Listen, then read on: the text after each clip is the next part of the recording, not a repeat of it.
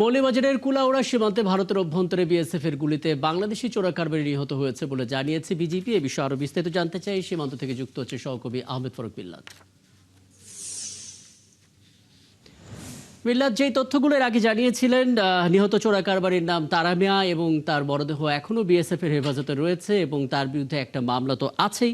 যেটি জানতে চাই, বিএসএফ এবং বিজিবির মধ্যে আনুষ্ঠানিক কোনো বৈঠক হবে কিনা, এমন কোনো তথ্য আপনি পেয়েছেন কিনা, এবং মরদেহ হস্তান্তরের বিষয়ে আসলে কোনো আপডেট আছে কিনা ফারুক? রাকিব, আপনাকে ধন্যবাদ। ঘটনাটি ঘটেছে গতকালকে রাত্রে 3:30টার। হচ্ছে মৌলভীবাজার জেলা কুলাউড়া উপজেলার একদম সীমান্ত কর্মদা ইউনিয়নের। এটা হচ্ছে মুরাইচড়া বস্তি। ফলে সেই এলাকায় একটি একদম ভারতের সীমান্ত গেস্টটা।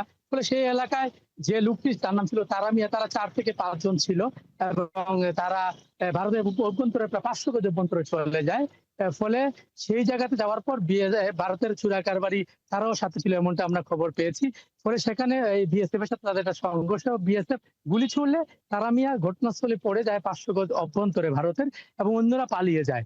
সেখান থেকে মরদেহটি বিএসএফ নিয়ে যায়। এবং আমি কিছুক্ষণ আগে কথা বলেছিলাম মৌলভীবাজার 46 বিজিবির লেফটেন্যান্ট কর্নেল সরকার আসিফ মাহমুদ, যাদের বিজিবির 46 এর আন্ডারে হচ্ছে মৌলভীবাজার জেলার কুলাউড়া উপজেলা কর্মদা ইউনিয়ন সহ এই বর্ডার এলাকাটি। তিনি আমাকে যেটা জানিয়েছেন, ভারতের যে বিএসএফ এর সাথে তাদের আলাপ আলোচনা হচ্ছে। তবে এই মুহূর্তে আজকে মরদেহ দেওয়া হবে কিনা না সেটা এখনো সিদ্ধান্ত হয় নাই। হয়তো আজকে হতে পারে, তবে সম্ভাবনা আজকে খুবই কম, হয়তো কালকে হতে পারে। তবে তারা এখন আনুষ্ঠানিকভাবে ভারত তারা কোনো কিছু এখনো জানায় নাই। আর এদিকে আমি কথা বলেছিলাম মৌলভীবাজার কুলাউড়া উপজেলার ভারপ্রাপ্ত কর্মকর্তা, তিনি আমাকে জানিয়েছেন তারা মিয়ার বিরুদ্ধে ইতিপূর্বে একটি চোরাচালানি মামলা কুলাউড়া থানায় রয়েছে। ফলে মূলত তারা এখানে নাসি বিড়ি বলে এটাকে, ভারতীয় সেই বিড়ি চোরাচালানের সাথে তারা মূলত জড়িত, এমনটাই আমরা এলাকায় এসে খবরটি পেয়েছি। নতুন তথ্য আপনার হাতে একটু পরপর নিশ্চয়ই আসছে এবং সেগুলো ধাপে ধাপে দর্শকদেরকে আশা করি আপনার মাধ্যমে জানিয়ে দিতে পারবো। যুক্ত হয়েছিলেন সহকর্মী আহমেদ ফারুক মিল্লাত, বলছেন মৌলভীবাজারের সীমান্ত থেকে।